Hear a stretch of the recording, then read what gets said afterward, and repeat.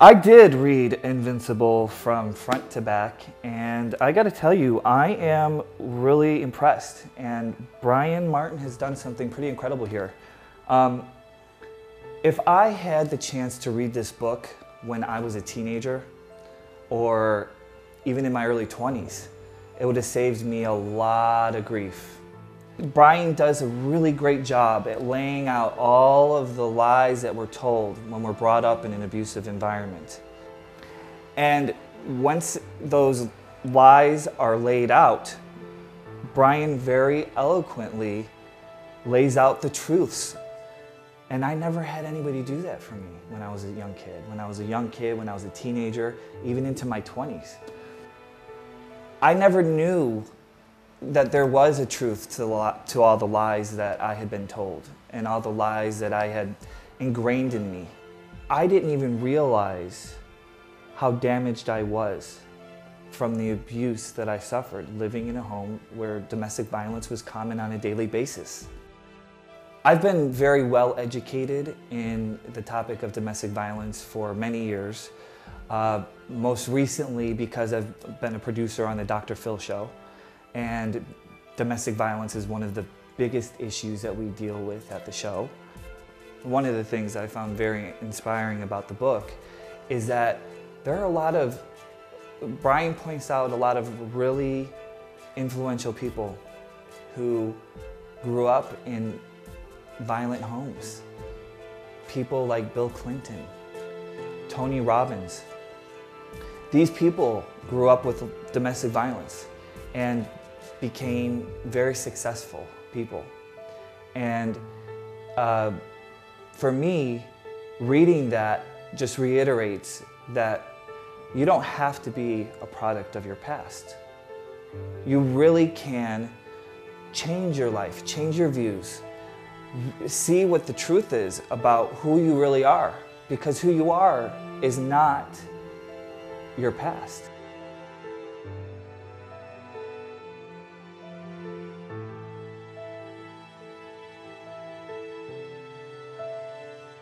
Reading Invincible really expanded and advanced the knowledge I had about the effects of what I went through as a child and how I live my life today. And it also reiterated that I have been on the right path for years now. And when I read some of the truths that Brian put in the book, I said, oh, yeah, I learned that a couple years ago, but I sure didn't know it when I was a teenager. I didn't know it when I was a kid.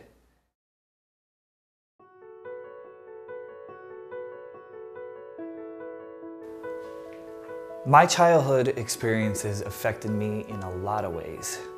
I'd say one of the most profound ways is the way that I viewed relationships, intimate relationships. The first serious relationship I got into when I was in my early 20s was abusive. The second one I got into in my mid-20s was abusive. And I had no idea that if you hit your partner or your partner hits you, that was unacceptable. I really didn't know. I honestly didn't think it was that big of a deal. And I stayed in a repetitive, abusive relationship 2 times. But to me, it was quite normal to have somebody totally mistreat you and abuse you, really abuse you. I just thought that was normal behavior. So getting to my adult years, I carried that with me. And not until I made that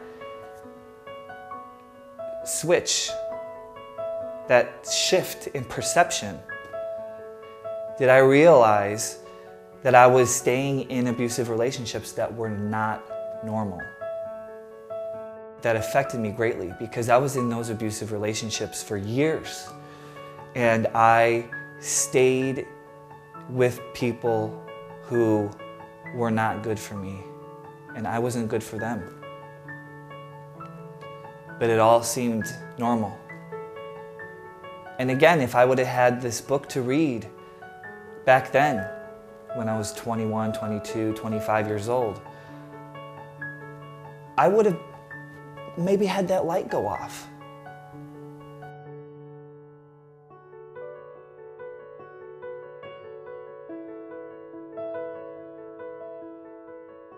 Even though I was a part of the Angry to Passionate chapter in Invincible, after reading the book, I realized that I really identify with a lot of the chapters and a lot of the lies. And I think that's the case for a lot of people who grew up in an abusive home. We all tend to have a lot of the same issues and a lot of the same feelings.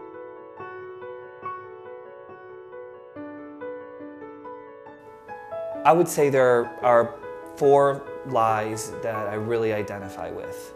The first one is that deep down inside I'm worthless. I didn't realize that I felt that way. I really didn't realize that I felt worthless. But when I look at the way I allowed myself to be treated by others and the way that I treated myself a lot of the time, I absolutely thought I was worthless, because anyone who had self-worth wouldn't allow themselves to be in that position.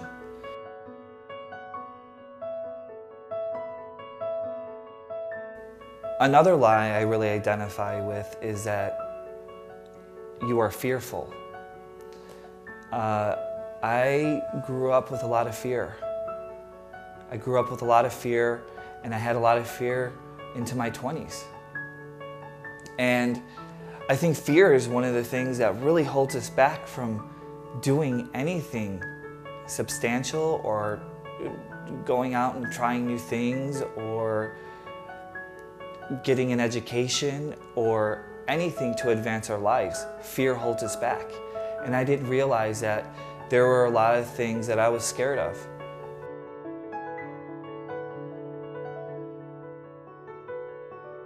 Another lie that I really identify with is that I'm unattractive and that people are judging me that way.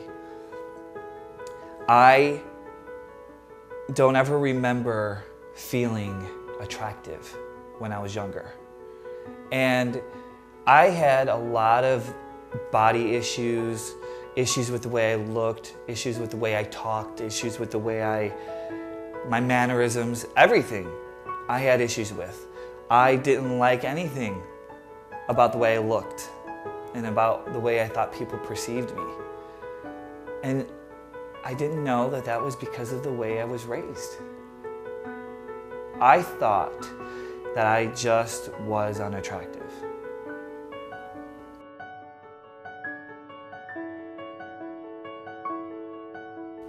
Another lie that I identify with is that I'm unlovable and I'm unworthy of love.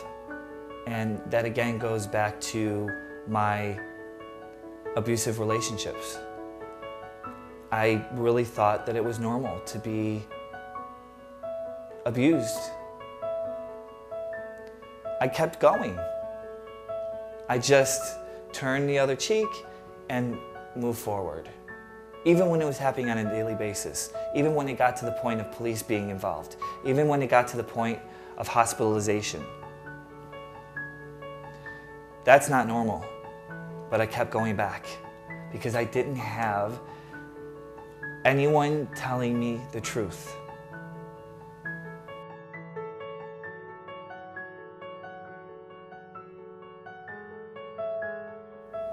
My turning point was when my life fell apart because of substance abuse issues.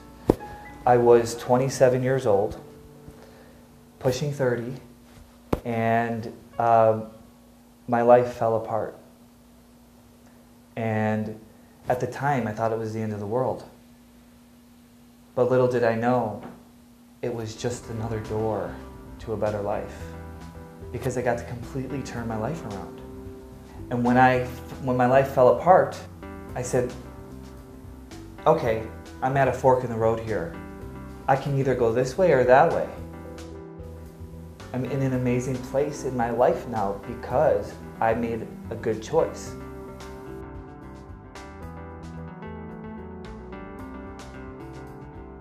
I'm really proud to be a part of this, because if I can help change the life of just one kid, it'll definitely be worth it for me. The knowledge that I can gain from reading this book, it's really quite remarkable. It's really freeing to learn that there is a reason that you feel a certain way about yourself. Because when you don't know that there's a reason that is not you, or that it's not inherent, then you think that's just the way things are.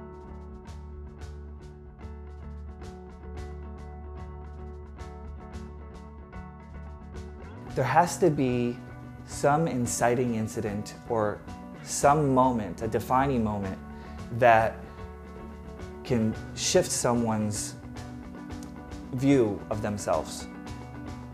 I'm excited about Invincible because I think that this book can be that moment for a lot of kids. If this book is read by a classroom, if it becomes part of the curriculum, it's going to change lives. I had to hit a part in my life where everything was falling apart. It shouldn't have to get to the point where your life is completely falling off the rails for you to have a shift in perception. If a child can read this book when they're young and get these truths into their head at an early age, then maybe they don't have to get to the point where their life is falling apart before they can make a change. This is the message that I wish I would have gotten a long time ago, before my life fell apart. And I think that this book is going to help a lot of people. So it's an important read. It's an important thing that parents read it, that kids read it, that teachers read it, so that we can have communities where people are speaking about one of the most egregious acts of violence in our country. We have so many people suffering. We have to get it out in the open. And Invincible lays it out for you. Oh, I wish I had this book when I was a teenager. I really do. It would have been an incredible moment for me. It's all about a defining moment. And I think Invincible can be that moment for a lot of people. And that's why I'm so proud to be a part of it.